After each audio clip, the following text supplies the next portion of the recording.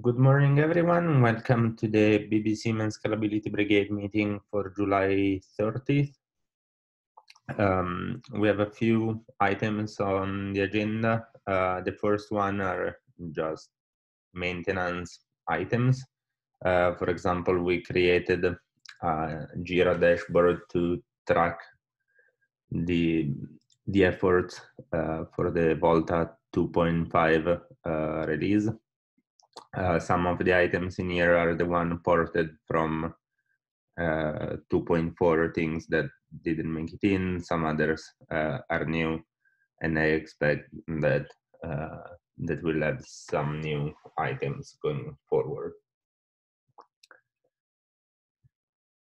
The other thing is that we scheduled a couple jobs to compare the performance of the OpenONU adapter in Python versus the ONU adapter in Go. These jobs are currently running.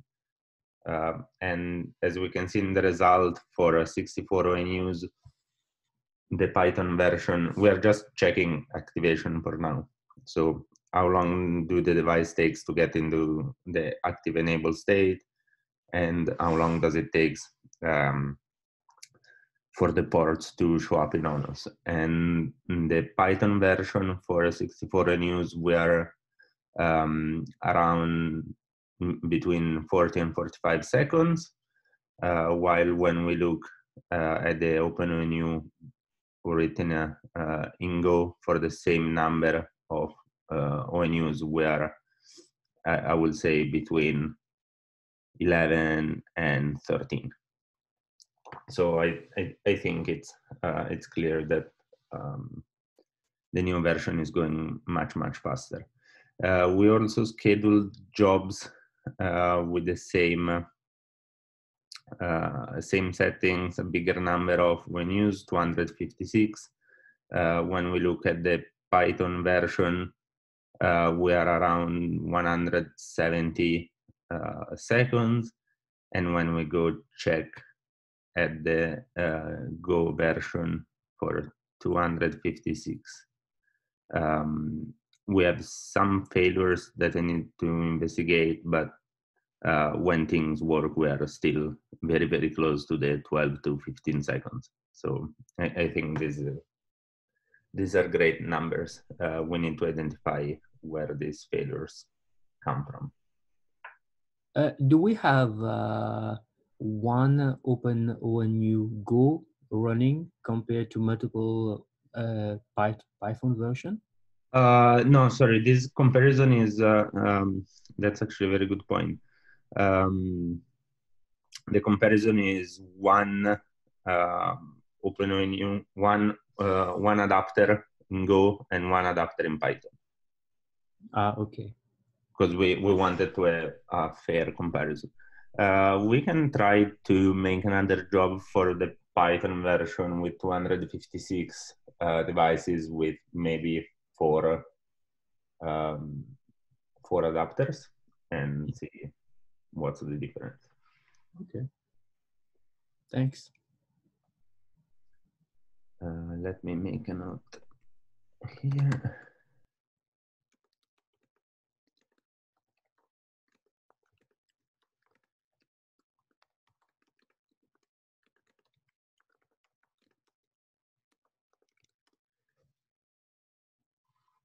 Okay, so the OpenONU adapter is not ready yet, the Go version, but when it will be, I guess we'll see some very good performance enhancement across the board. I'm not aware of a possible date to actually try it out end to end yet, so it will be still far ahead in the future, but it's good to know that it's coming. Yeah, I would have to say that it's probably not going to be in 2.5, maybe 2.6, but no guarantees. Do you know at which point of development is that adapter? we are now working towards making the tech profile, introducing tech profile capability, so accepting different tech profiles. And after that, the flows work will get started. What is also missing is the handling of events, such as disconnects or reboots or things like that. It's only partially implemented. For anybody who is interested, on Jira, there is an epic for the Go adapter, and you'll find a lot of information there.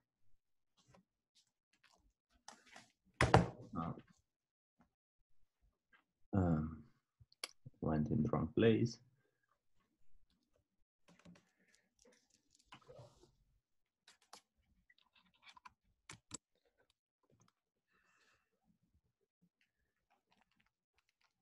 It should be Golang OpenONU adapter.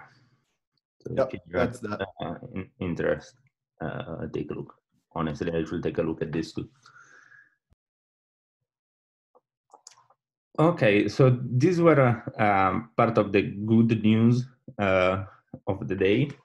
But then we started seeing in the last few days some weird behaviors in the job that checks the topology for Volta 2.4 with 512 ONUs in the AT&T workflow.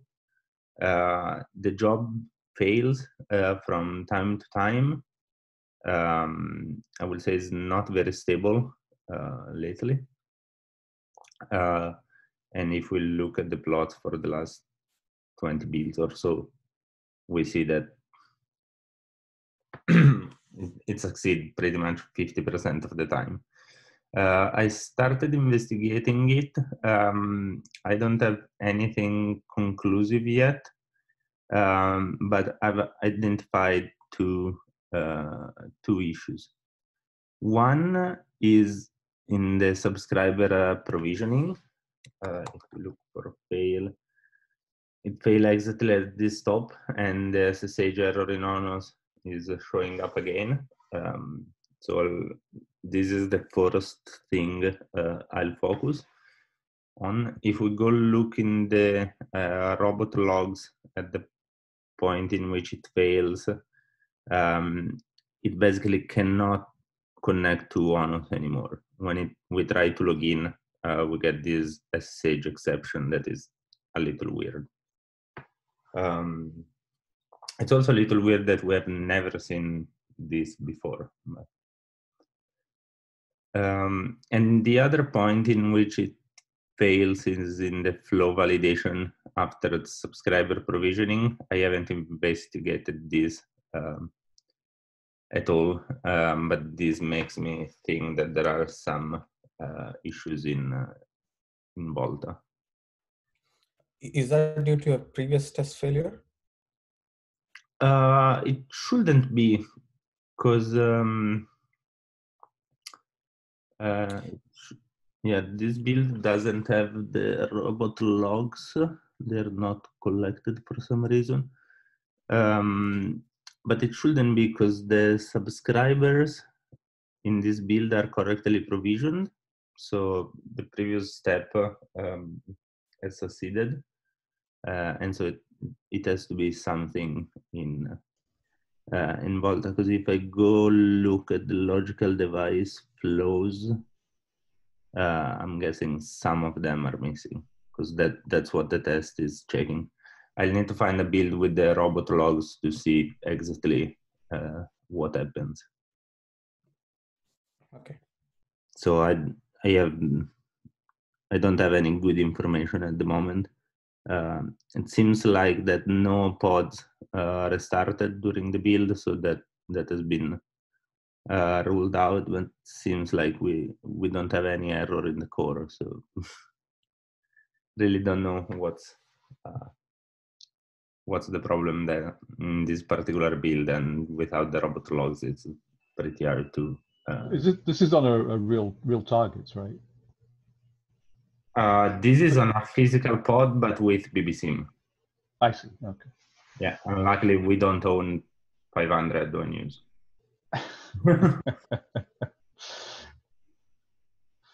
Yeah, so all the scale tests in this page are against BBSIM because they all use a number of ONUs that we don't have. Okay. So these are the two things going on with the scale. I'll take a look, and if I find something, as soon as I find something, I'll post on the BBSIM channel, and I may ask help to some of you to investigate particular issues. Is there any question about this? Or has anyone seen similar issues?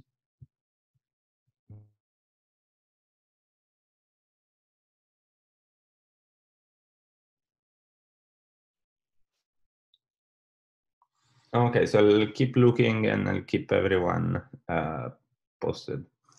The last thing I wanted to discuss today were these this Jira item that has been around for a little while, that basically asks for the OpenONU adapter to be able to work with two different OLT adapters. So this was created basically early June by Amit Ghosh, and now I saw that today Manuel from DT was asking to have this possibly in 2.5. Now, what will it take to get this functionality in? I guess it's to add the endpoint management into the Python version.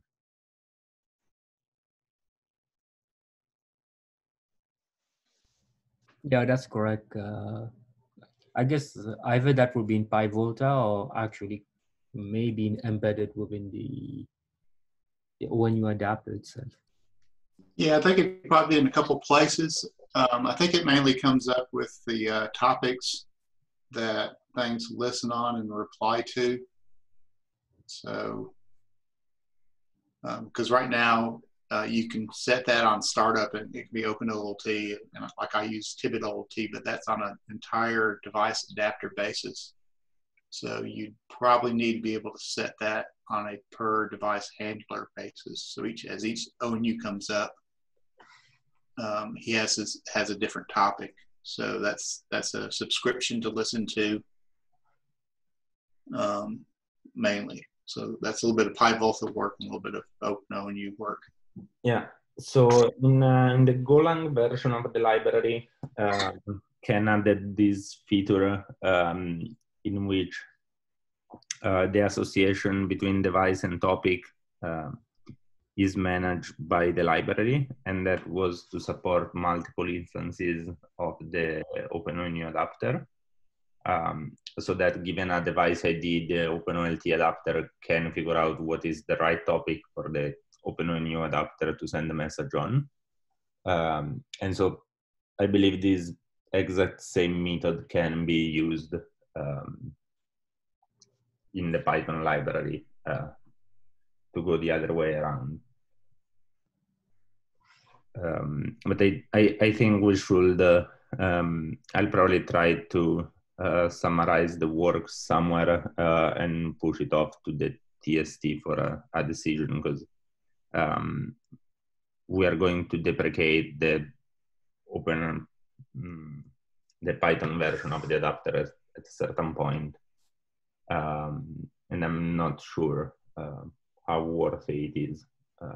Yeah, I was about to make the same comment. Depending on the amount of work that this ends up being, it might not be worth implementing.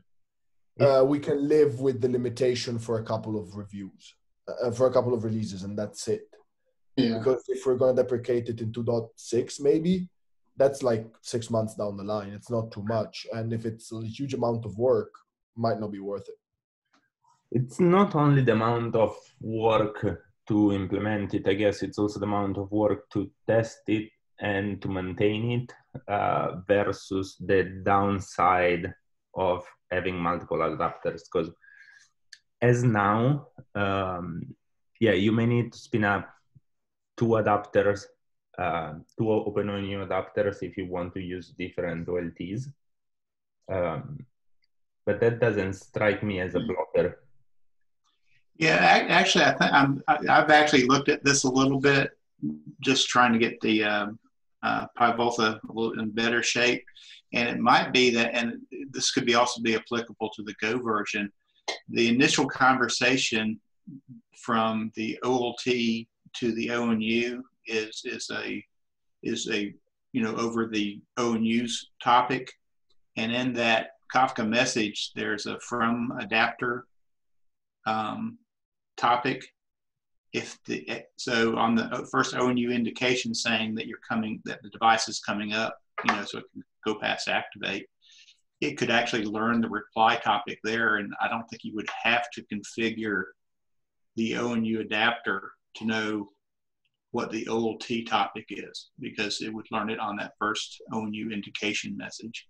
Oh, that's actually a good point, because we may not need this complexity. Yeah, and that so might the OLT adapter that initiate the communication. Yeah, and that would also allow you to run multiple replicas of an OLT. So if you had a topic with underscore, say 1 and underscore 2, it would know who it replied to.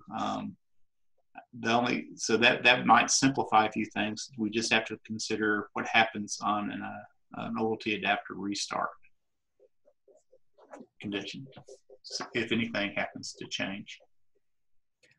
The logic already. Sorry, I joined late. Go ahead. Yeah, sorry to jump in. So what Chip just said, right? That is pretty much the real problem, right? And he summarized it well.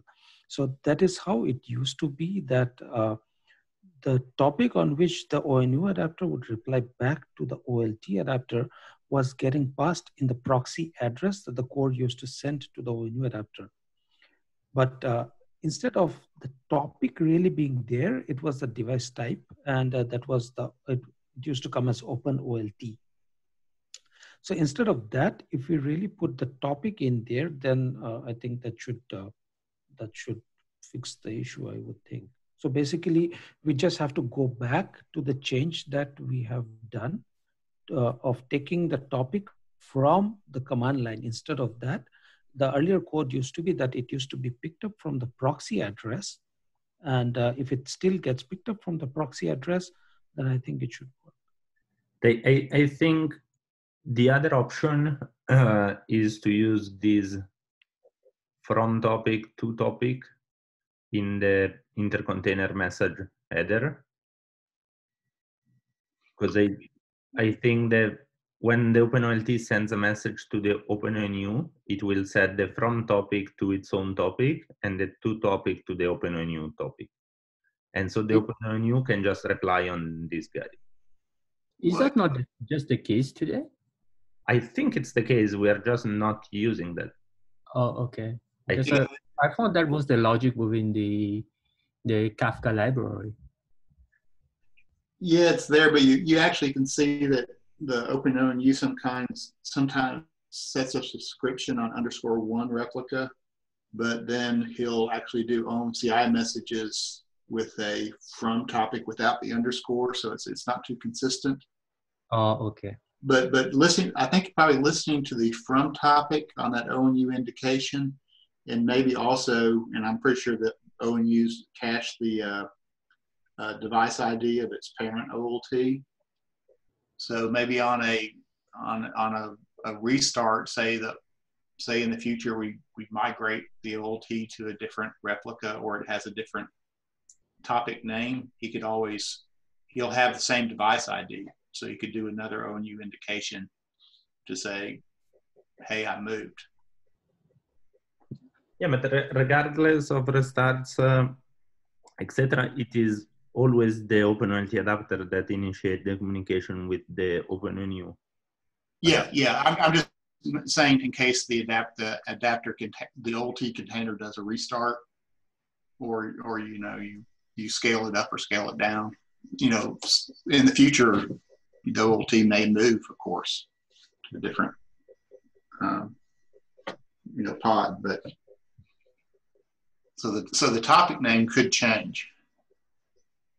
The from topic from the OLT, I guess there is a possibility in the future, maybe. Yeah, could change.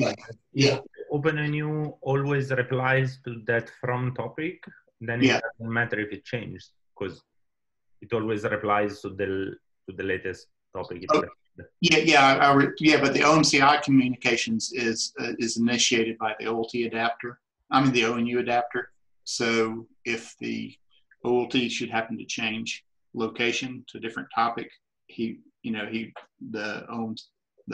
ONU adapter will be sending OMCI out on the wrong topic. Okay, so there are cases. So we just need a refresh mechanism, like, hey, send another ONU indication, you're up.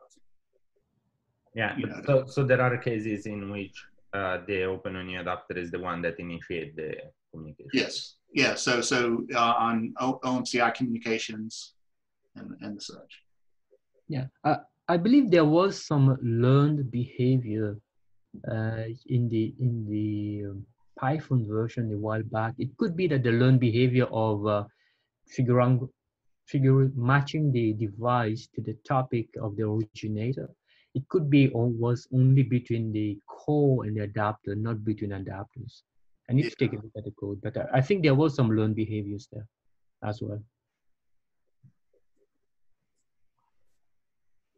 But still, I think that even without the feature of a single adapter supporting, a single ONU adapter supporting multiple OLTs adapter, given that the Python version of the adapter won't be able to support ONUs for two OLTs, and you'll need to have replicas anyway, you can have a set of, let's say, 4 adapters associated to the OpenOLT adapter and 4 adapters associated with a different OLT adapters. Because if you need to scale it anyway, then yeah, maybe it's not a perfect design, but it's not a huge drawback to have the OpenOLT adapter tied with one OpenOLT adapter. So I think we should really raise this Jira to the TST with a rough scope of the work and see what their position is. I'm sorry, couldn't chime in earlier. Don't have a stable connection here. So I think for the Python version, we already have this feature. So so we are able to set the OpenOLT adapter topic in the ONU adapter. So we should be able to set the specific OLT adapter. For example, one ONU adapter may use the OpenOLT adapter and the other ONU adapter may use the Atran OpenOLT adapter. Yeah, so that's correct. That's the way it works now. Just we have this OpenJira that asks to have one OpenNU adapter supporting multiple OLTs adapter. And that will require some basically porting the endpoint library to the Python version or taking some other shortcuts. But we should evaluate how worth it is to do this work.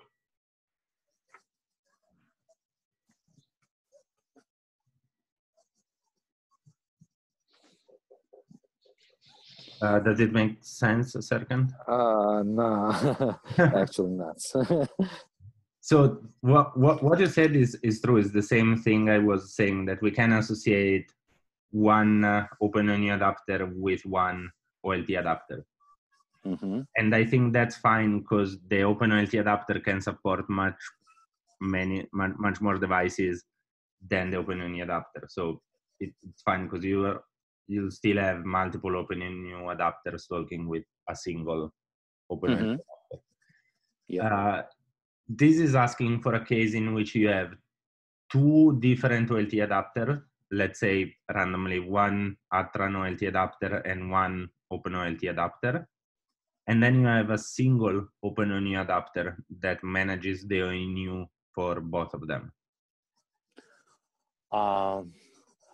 But so regarding to our multiple OLT adapter support design, so we will have one OLT adapter for each OLT device, right?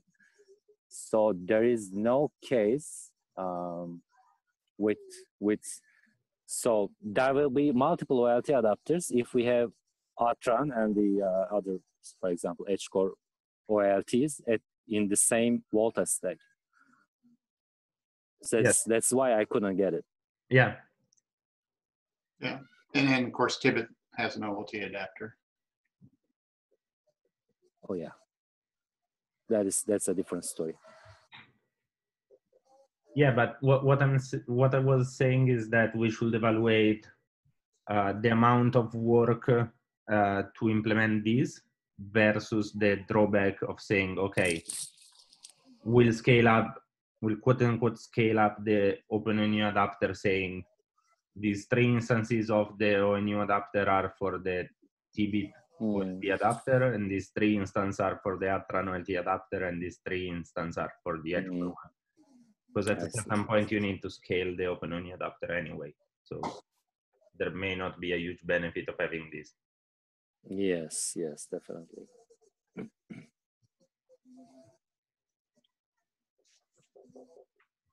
But so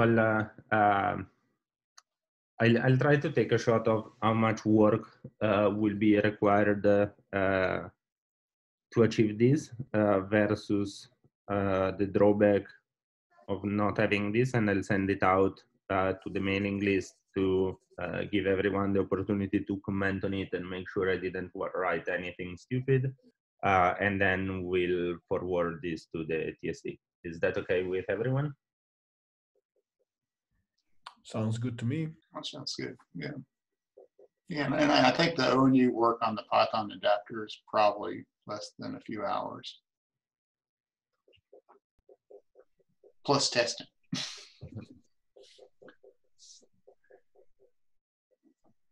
Okay, this was the last thing I had for today.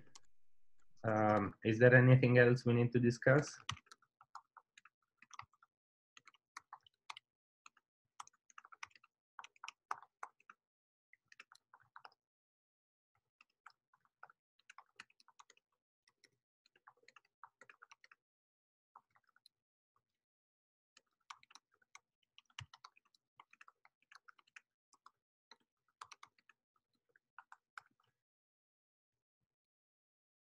Okay, I'll take that as a no. So thanks everyone for joining, and talk to you on Slack. Thanks. Bye. Thanks. Bye. Cheers. Bye, everyone. Thank you. Ciao, ciao. Bye bye.